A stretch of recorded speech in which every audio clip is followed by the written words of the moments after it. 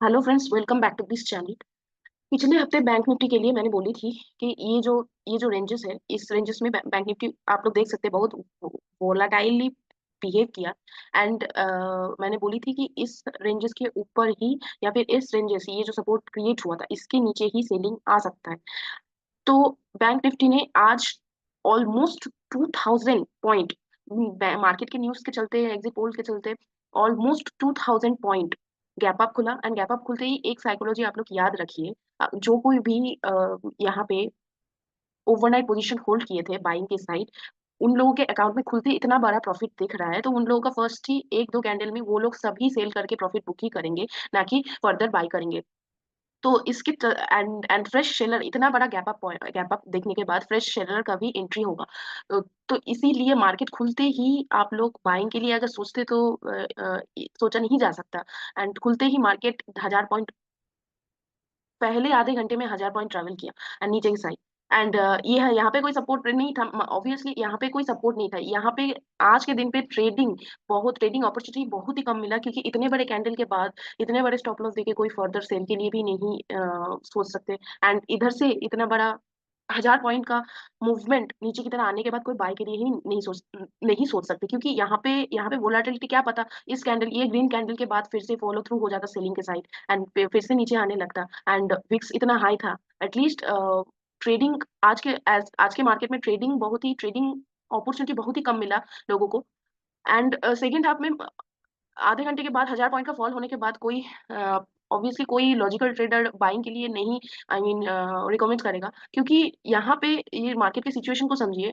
यहाँ पे already 1000 point का आधे घंटे में फॉल हो चुका है, इतना बड़ा गैप अप है।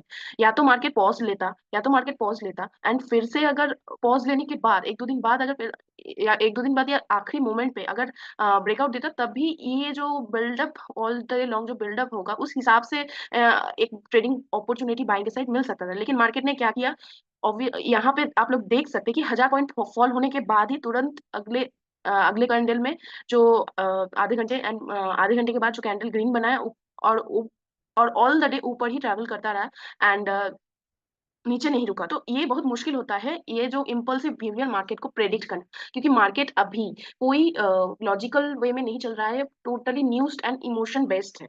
तो कल के लिए हम लोग कल रिजल्ट के दिन है, तो रिजल्ट में भी बहुत ही हम लोग इमोशनल ट्रेडिंग का सामना हो सकता है। तो आप लोग स्मॉल क्वांटिटी में ट्रेड करिए या फिर थोड़ा सा जानबूझ के ट्रेड करिए, क्योंकि मार्केट में अभी कोई टेक्निकल एनालिसिस बहुत ही कम, आई मीन टेक्निकल एनालिसिस के बेस्ड पे ट्रेडिंग हम लोग बहुत ही कम ले सकते हैं। अगर मार्केट फिर भी हम लोग एक आई मीन एक केसेस देख लेते हैं। अगर मार्केट कल भी न्यूज के चलते गैप अप ओपन हुआ, अगर छोटा गैप अप ओपन हुआ, इस मतलब बहुत ही कम गैप अप, मतलब 100 पॉइंट के आसपास अगर गैप अप ओपन हुआ, तो आप लोग बस मार्केट का नेचर को देखिए कि मार्केट, ये जो क्लोजिंग पॉइंट है, closing point always act as a support.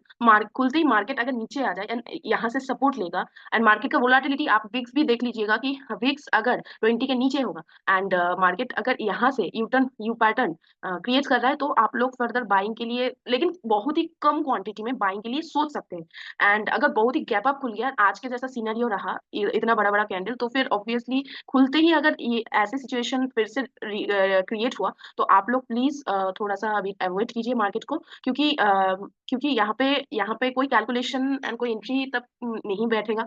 And अगर गैप अप खुलते, एक सिग्निफिकेंट गैप अप खुलने के बाद भी फर्स्ट कैंडल ग्रीन देते देते, जैसे कि इमोशनल बिहेवियर होता है मार्केट का, तो फर्स्ट कैंडल ग्रीन दिया एंड ग्रीन देते देते फर्स्ट हाफ तक ऊपर गया, एंड सेकेंड हाफ में जब रिजल्ट आ गया, डिक्लेयर्ड हो गया, तब अगर कोई नेगेटिव सिनेरियो क्रिएट हो रहा है, तभी आप लोग सेलिंग के लिए सोच सकते हैं। या तो फिर अगर कल ये हो गया एक केस। सेकेंड केस है, अगर फ्लैट खुला तो आपको वोलेटिलिटी का सामना करना पड़ेगा, क्योंकि मार्केट अगर गैप अप नहीं खुल रहा है, मतलब मार्केट फ्लैट खुल रहा है, मतलब मार्केट में अभी कोई ओवर एक्सपेक्टेशन नहीं है, प्राइस को समझिए। इसीलिए मार्केट फ्लैट खुला है, तो ओवर एक्सपेक्टेशन नहीं है, तो मार्केट थोड़ा सा खुलने के बाद रिजल्ट जैसे आएगा उस हिसाब से मार्केट अपने आप को प्रिपेयर करेगा कि रिजल्ट के बाद कहाँ जाए, मार्केट ऊपर जाए या नीचे जाए। अगर बहुत अच्छा रिजल्ट आ गया, बीजेपी को बहुत अच्छा सीट मिल गया, तो मार्केट थोड़ा सा बूम कर सकता है। या फिर अगर बहुत अच्छा रिजल्ट नहीं आया, तो मार्केट में सेलिंग आ सकता है, क्योंकि जो गवर्नमेंट है, अगर गवर्नमेंट स्टेबल गवर्नमेंट बना इंडिया में, तो इंडिया का जो कंपनीज का पॉलिसी है वो 5 साल के लिए, अगले 5 साल के लिए स्टेबल रहने वाला है और एक रहने वाला है। तो इसीलिए मार्केट में अगर फ्लैट खुला तो इस हिसाब से आप लोग थोड़ा सा ट्रेडिंग को करके थोड़ा सा वेट कीजिएगा। एंड अगर गैप डाउन खुला तो यहाँ पे एक सपोर्ट देख रहे हो, अगर गैप डाउन खुला यहाँ पे सपोर्ट है, यहाँ पे काइंड ऑफ रेजिस्टेंस बन जाएगा यहाँ पे, तो यहाँ पे एक वोलेटाइल सेशन देखने को मिलेगा। एंड सबसे गैप डाउन खुलते ही आप लोग थोड़ा सा प्राइस एक्शन देख के थोड़ा सा वेट करके एग्जिट रिजल्ट्स के बाद ही फिर पोजीशन बनाइए। एंड निफ्टी भी वैसे ही, निफ्टी जैसे बैंक निफ्टी में मैंने बोला, निफ्टी में भी सेम व्यू है। आप लोग थोड़ा सा जैसे कि गैप अप खुलने के बाद अगर फर्स्ट हाफ में जो भी है, बैंक निफ्टी में मैंने जैसे बोला, निफ्टी में भी सेम मेरा व्यू है। आप लोग थोड़ा सा कल देख के ट्रेड कीजिए। एंड सबसे पहले तो विक्स देखिए, वोलेटिलिटी देखिए, उसके बाद एंड क्वांटिटी, अपने वोलेटिलिटी देखिए, अपने ट्रेडिंग क्वांटिटी को कम रखिए। उस हिसाब से एक एक दो बार स्टॉप लॉस हिट होने के बाद, अगर स्टॉप लॉस हिट हो जाए वोलेटिलिटी के चलते, तो आप लोग प्लीज ज्यादा ट्रेड मत कीजिए, क्योंकि इलेक्शन डे, ट्रेडिंग डेज तो चलता रहेगा। एंड हम लोगों को अकाउंट कैपिटल कैपिटल बचाना बहुत जरूरी है। आज के लिए बस इतना ही फ्रेंड्स, थैंक यू।